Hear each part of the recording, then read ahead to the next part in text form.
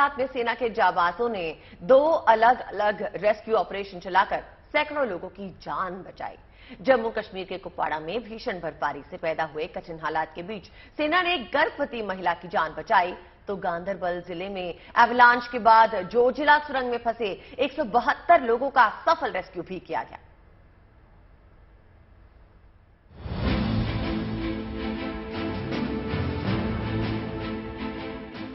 सरहद की सुरक्षा में मुस्तैद भारतीय सेना की जाबाजी की 2 तस्वीरें आपके सामने हैं।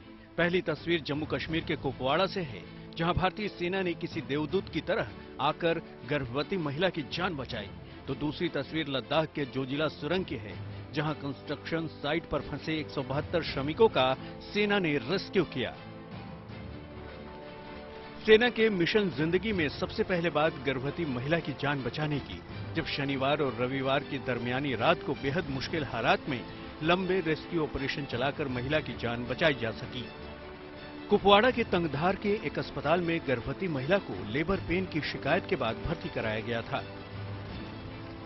अस्पताल में इलाज की सीमित सुविधा के चलते महिला की सुरक्षित डिलीवरी मुमकिन नहीं हो पा रही थी।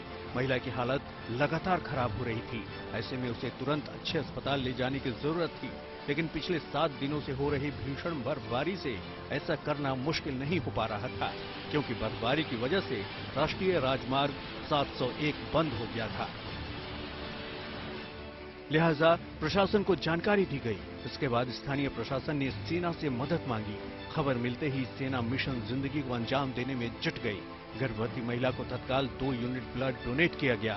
सेना ने मेडिकल सहायता के लिए तंगधार से एक डॉक्टर को भी बुला लिया था।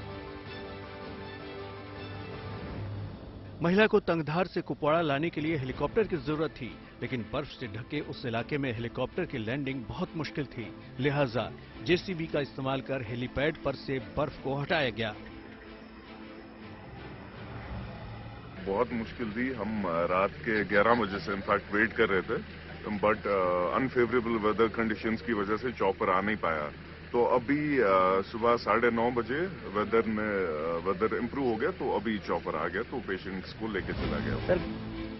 मौसम खराब होने की वजह से सारी कोशिशों के बावजूद शनिवार रात को महिला का रेस्क्यू नहीं हो सका।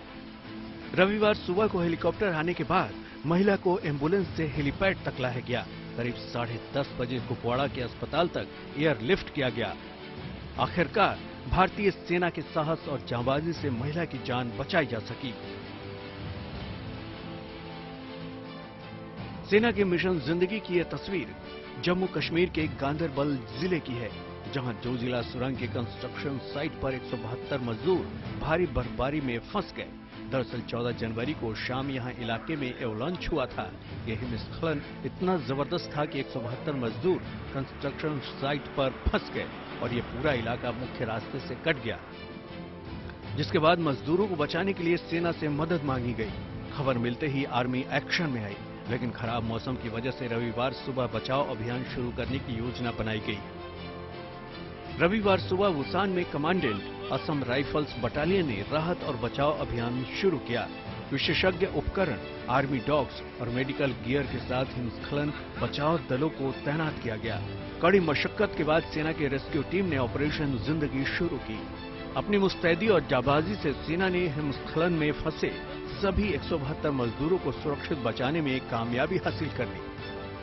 Bureau report, good news today. Jammu Kashmir के राजौरी में बीआरओ के जवान सड़कों पर जमा बर्फ को हटाने के काम में जुट गए हैं। यहां 57 किलोमीटर लंबा हाईवे ताजा बर्फबारी की वजह से कई जगह पर बंद हो गया। इसके बाद बीआरओ ने मोर्चा संभाला और रास्तों पर जमी बर्फ को हटाने का काम शुरू हुआ। यह औजारों के जरिए सड़क से बर्फ को हटाकर किनारे लगाया जा रहा है, ताकि गाड़ियों के निकलने का रास्ता बन सके। बड़ी संख्या में कई सैलानी यहां पहुंचे हुए हैं। बर्फ हटाने के काम में आई तेजी से इलाके के लोग भी काफी खुश हैं, क्योंकि सड़कें खुली होंगी तभी टूरिस्ट इन इलाकों तक पहुंच पाएंगे। पर्यटकों के पहुंचने से इलाकों में रहने वाले लोगों की आमदनी बढ़ेगी। यहां कई होम स्टे और होटल्स हैं जो लोकल लोग चलाते हैं।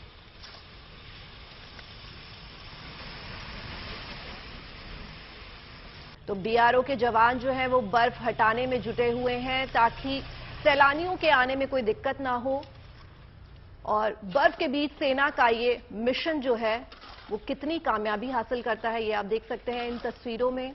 जम्मू कश्मीर से इस वक्त ये तस्वीरें।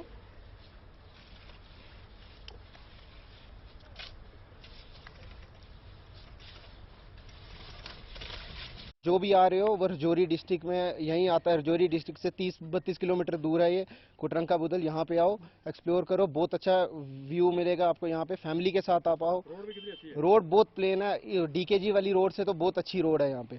उधर बस टाइम वेस्ट है जाने का, बाकी कुछ नहीं। यहाँ पे आओ। गाड़ियाँ किसी किस्म की कोई बंद नहीं हुई, गाड़ियाँ चल रही हैं, लेबर चल रही है, मशीनें वगैरह लगी हैं, तो इसलिए किसी को भी कोई दिक्कत नहीं हुई। पब्लिक को, गाड़ियों वालों को भी कोई दिक्कत नहीं, पब्लिक वाले को भी कोई दिक्कत नहीं। टूरिस्ट के लिए तो दुनिया बहुत खुश है सर कि टूरिस्ट हमारे इलाका में आना चाहिए। आ रहे हैं और आना भी चाहिए। और अब आपको लिए चलते हैं राजधानी दिल्ली में कर्तव्य पथ पर, जहां सेना के शौर्य से पूरा पथ चमक दमक रहा है। 26 जनवरी की तैयारियां इन दिनों जोरों पे चल रही हैं। सेना के जवान कड़ाके की ठंड में गणतंत्र दिवस की रिहर्सल्स में जुटे हुए हैं। आज सुबह फुल ड्रेस रिहर्सल के दौरान जवान मार्च करते दिखे, बैंड बाजों की धुन से ये इलाका पूरा गूंज उठा। अलग अलग रेजिमेंट की टुकड़ियां यहां प्रैक्टिस के लिए पहुंची हैं। आज सुबह ये नजारा देखा गया जब फुल ड्रेस रिहर्सल हुई और गणतंत्र दिवस की तैयारियां फुल स्विंग में है। फुल ड्रेस रिहर्सल के साथ अलग अलग टुकड़ियों को देखा गया और गणतंत्र दिवस की तैयारियों में इस वक्त सभी मुस्तैद हैं, सभी कोशिशों में लगे हैं और लगातार प्रैक्टिस चल रही है।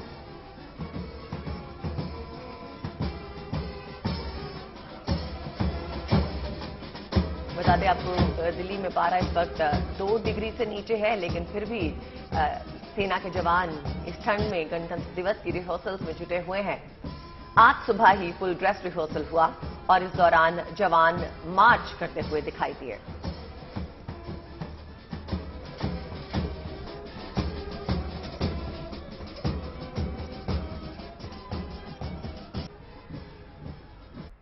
हिंदुस्तान का सबसे नया वायुवीर अब अपनी ताकत का प्रदर्शन करने लगा है। जोधपुर में तैनात हेलीकॉप्टर प्रचंड अब वायुसेना के युद्धाभ्यास का हिस्सा बन रहा है। इस युद्धाभ्यास में प्रचंड ने अपनी बेमिसाल ताकत का प्रदर्शन किया।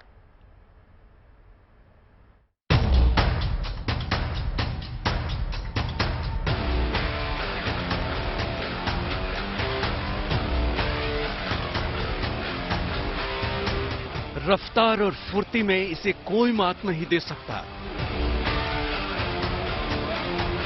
हवाई युद्ध में इसकी ताकत बेमिसाल है। यह है आसमान में हिंद का ताकतवर लड़ाकू योद्धा, लाइट कॉम्बैट हेलीकॉप्टर प्रचंड। जोधपुर का आकाश इन दिनों प्रचंड हेलीकॉप्टर की इस ताकत का गवाह बन रहा है। वायुसेना और थल सेना इन दिनों यहां युद्धाभ्यास में जुटी हैं। इस युद्धाभ्यास में दूसरे फाइटर जेट्स के साथ साथ प्रचंड हेलीकॉप्टर भी अपने युद्ध कौशल का प्रदर्शन कर रहा है।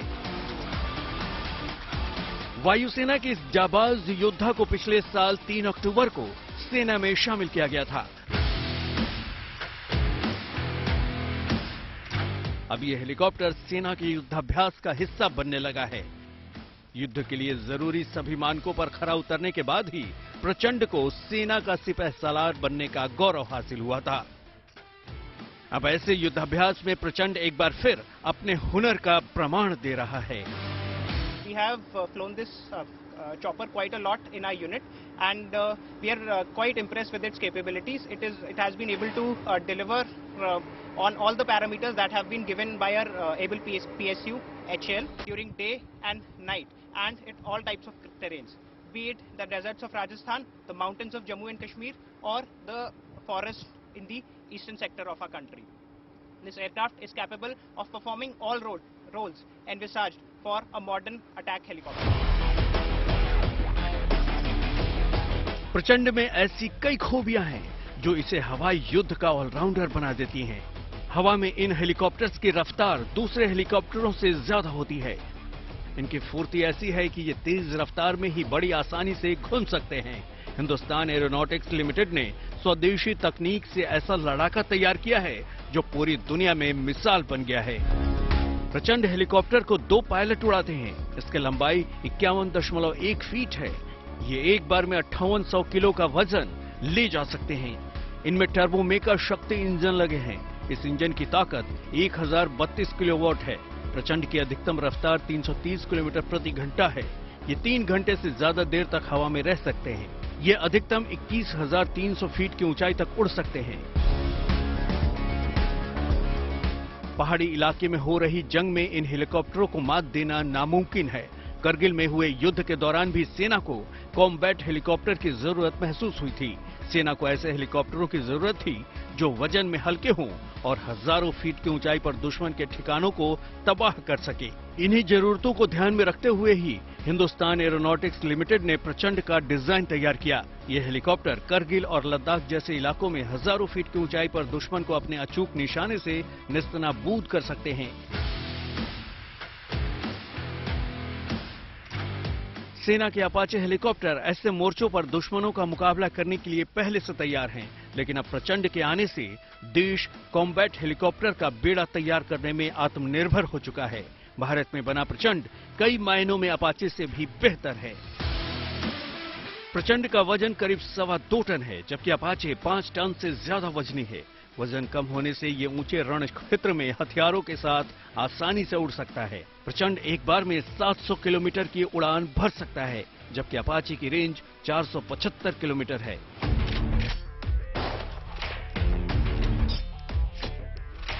प्रचंड हेलीकॉप्टर का ग्लास कॉकपिट बेहद मजबूत है और इसे देश में ही डिजाइन किया गया है।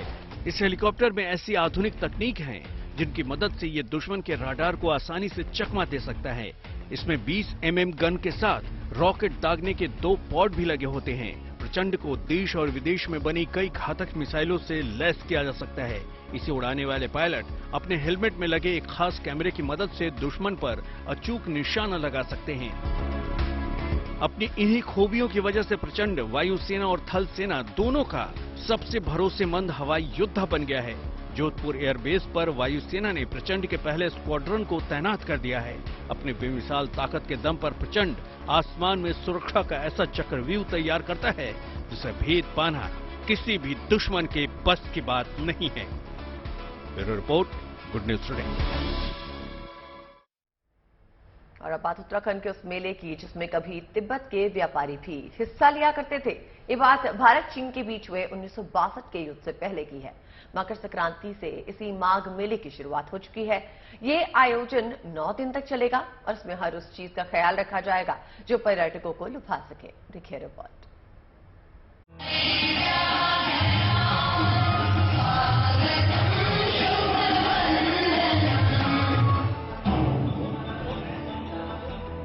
एक तरफ ये सांस्कृतिक रंग,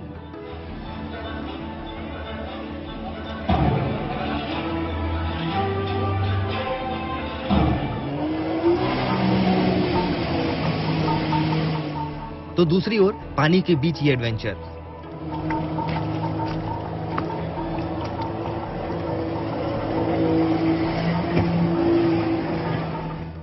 ये मौका है उत्तरकाशी में चल रहे माघ मेले का, जहां कुछ ऐसे ही आयोजन देखने को मिल रहे हैं। ये माघ मेला अगले हफ्ते 23 जनवरी तक चलेगा।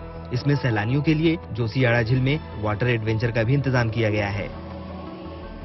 हमारा उद्देश्य भी यही था कि भाई ये जो हमारा माघ मेला है इसका आध्यात्मिक रूप, सांस्कृतिक रूप और जो हमारे पौराणिक रीति रिवाज है वो भी देख रहे हैं आप। जो मैदान जहाँ पंडाल लगा हुआ है और इसके बाहरी जो हमारी प्रतियोगिताएं हैं, चाहे हमारी खेल प्रतियोगिताएं हैं, वो राज्य के स्तर पर हम लोग करा रहे हैं।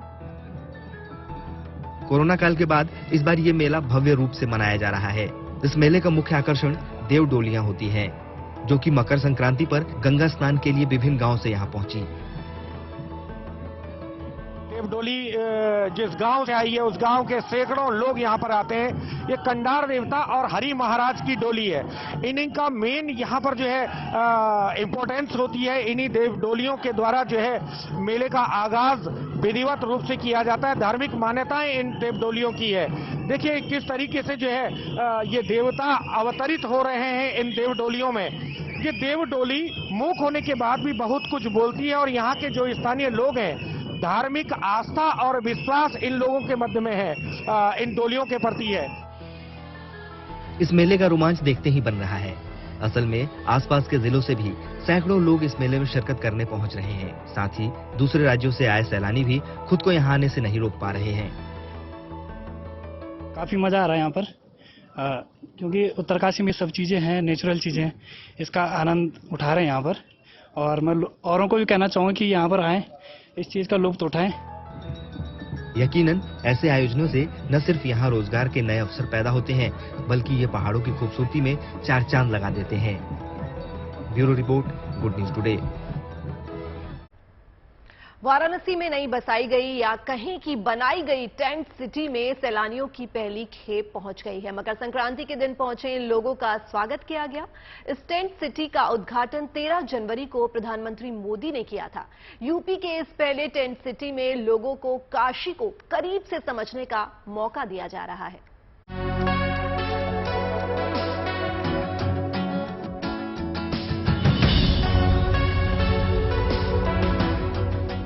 माथे पर त्रिपुंड, गले में रुद्राक्ष की माला, कुछ इसी अंदाज में वाराणसी ने टेंट सिटी में पधारने वालों का स्वागत किया। 13 जनवरी को पीएम मोदी के उद्घाटन के बाद टेंट सिटी में 15 जनवरी को पहली बुकिंग के लोग जब इस टेंट सिटी में पहुंचे तो रौनक ही कुछ और नजर आई। 2 एकड़ में फैली इस टेंट सिटी में 125 टेंट के लिए बुकिंग पहले ही शुरू हो चुकी है। फिलहाल यहाँ 30 से ज्यादा कॉटेज में लोग रहने के लिए आ चुके हैं। यहाँ इस टेंट सिटी के जरिए काशी की आध्यात्मिकता और संस्कृति को समझने का मौका लोगों को मिलने वाला है।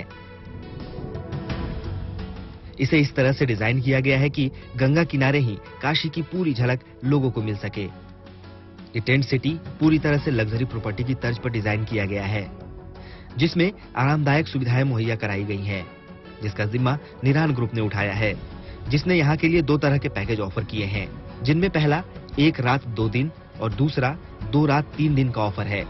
फिलहाल इन टेंट की कीमतों की अगर बात करें तो 15,000 रुपए प्रति व्यक्ति से शुरू होती है, जो अलग अलग कॉटेज के हिसाब से अलग अलग है। सैलानियों के गुलजार होने से टेंट सिटी का प्रबंधन करने वाले लोग भी काफी उत्साहित हैं। सुविधाएं इस तरह की है, हम लोगों ने काफी अच्छा कल्चर प्रोग्राम वगैरह जो एमिनिटीज हम लोगों ने किया हुआ है। एमिनिटीज में कल्चर प्रोग्राम, गंगा जी स्नान, गंगा दर्शन, गंगा आरती, इसका हम लोगों ने प्राविधान रखा हुआ है कि हर एक टेंट सिटी में जो भी गेस्ट यहाँ पर आ रहे हैं तो बनारस की संस्कृति को लेकर, बनारस जिस चीज के लिए आते हैं वो सारी चीज हम लोग यहाँ पे प्रोवाइड करें। सैलानियों के लिए भी ये टेंट सिटी काफी दिलचस्प है। ये वो लोग हैं जो पहले देश के अलग अलग हिस्सों में ऐसे टेंट सिटी में अपना वक्त गुजार चुके हैं, लेकिन अब गंगा किनारे पहुंचकर टेंट में रहना इन्हें रोमांचित कर रहा है। तो जब यहाँ पे आया, यहाँ के कॉटेजेस वगैरह देखे तो बिल्कुल अनएक्सपेक्टेड, मतलब गंगा किनारे ऐसी चीजें भी हो सकती हैं कभी सोचा नहीं था। और मतलब अलग ही फीलिंग आ रहा है यहाँ आने के बाद, बहुत अच्छा है। वाराणसी में आने वाले इन सैलानियों का अनुभव जुदा है। काशी में प्रवेश करते ही इन्हें इसकी रोचकता चेहरों से समझ आ रही है।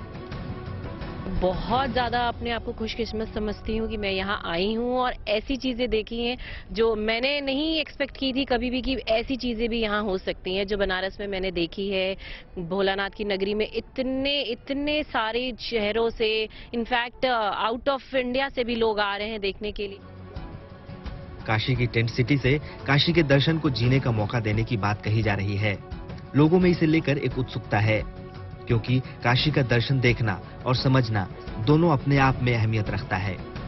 वाराणसी से रोशन जायसवाल के साथ good news today. Uttar Pradesh में इस समय कड़ाके की ठंड पड़ रही है। इसी ठंड के प्रकोप से चिड़ियाघर के जानवर भी अछूते नहीं हैं। ऐसे में भीषण सर्दी को देखते हुए लखनऊ के नवाब वाजिद अली शाह प्राणी उद्यान ने जानवरों को राहत पहुंचाने के लिए खास इंतजाम किए हैं। उत्तर प्रदेश में ठंड प्रचंड है। इंसान तो क्या, जानवर भी इस ठंड से परेशान है। हमारी मौजूदगी इस वक्त लखनऊ के चिड़ियाघर में है। देखने आए हैं कि आखिर कैसे इस प्रचंड ठंड में चिड़ियाघर में जानवरों को बचाने का प्रयास किया जा रहा है और क्या इंतजाम किए गए हैं जिससे तमाम तरीके के जानवर, चाहे हिरण, शेर, चिड़िया, बंदर, इन सबको इस ठंड से कैसे बचाया जा रहा है और क्या इंतजाम किए गए हैं। तो आइए चलते हैं लखनऊ जू और समझते हैं यहाँ के इंतजाम।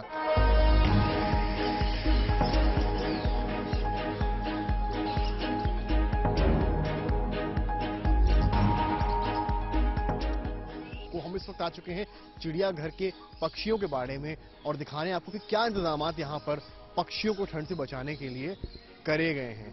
कैमरामैन रोहित दिखाएंगे आपको पहली तस्वीर यहाँ से। ये एक चिड़िया का बाड़ा है जहाँ तमाम तरीके के तमाम प्रजातियों के आपको तोते नजर आ रहे होंगे और यहाँ पर जैसा कि लिखा भी मैं देख पा रहा हूँ लव बर्ड यहाँ पर लिखा है। तो ये यहाँ पर लव बर्ड कही जाते हैं और मास्टर व्यंश ये यहाँ पर जो इसका अंग्रेजी का नाम है वो भी लिखा गया है। और ये बाड़े को अगर आप देखेंगे किनारे से तो ठंड कैसे इन पक्षियों को ना लगे उससे बचाने के लिए इस पूरे बाड़े को पॉलिथीन से कवर किया गया है, यानी कि जो ठंड का प्रकोप है, जो तेज हवा विंटर्स में चलती है वो कैसे इन पक्षियों तक ना पहुंचे उसके लिए खासा इंतजाम यहाँ पर करे गए हैं। और अब जो तस्वीर आपको मैं दिखा रहा हूँ वो एक और पक्षी के बाड़े की है जहां पर आपको चटाई नजर आ रही है। क्या पक्षी के अजगर सभी के लिए हीट का इंतजाम किया गया है ताकि सर्दी से वो बच सके। अब आपको बता दें कोलकाता में एक अनोखे कार्निवल का आयोजन किया गया जहां पेट्स को लेकर कई कार्यक्रम आयोजित किए गए। खास बात की रही कि इसमें शिरकत करने के लिए दूर दराज से लोग भी आए। इस कार्निवल में कई तरह के आयोजन हुए जिसमें पेट्स का एक अलग ही रूप देखने को मिला।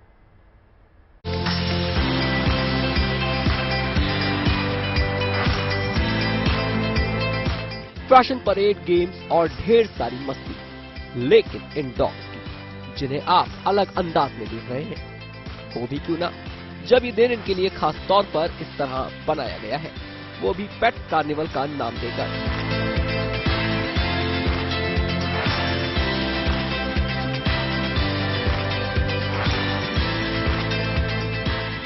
तस्वीरें कोलकाता में आयोजित किए गए इस अनूठे कार्यक्रम की है। इस कार्निवल को मौसम का भरपूर साथ मिला तो इन पेट्स और इनके मालिकों की खुशी दोहरी हो गई। जिस तरह से बीते कुछ दिनों में डॉग बाइट्स को लेकर हंगामा मचा है और इन्हें लेकर सख्ती देखने को मिली, नई बहस का मौका मिला, उसे देखते हुए इन पेट्स के मालिक इस आयोजन को लेकर बेइंतहा खुश नजर आए। अपने पेट्स के लिए फैशन परेड में हिस्सा लेने की खातिर उन्हें तरह तरह की ड्रेस से सजाया, गेम्स खिलाए और फिर इनके बिहेवियर को लेने वाली क्लासेस भी अटेंड की।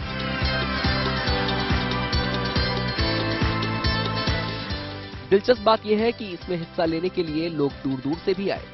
इस कार्निवल का आयोजन डॉग्स बोर्डिंग और क्रेच चलाने वाली फेरी टेल्स संस्था ने किया, जिसका कहना है कि कार्निवल को ऐसा रिस्पांस मिलेगा ये सोचा नहीं था।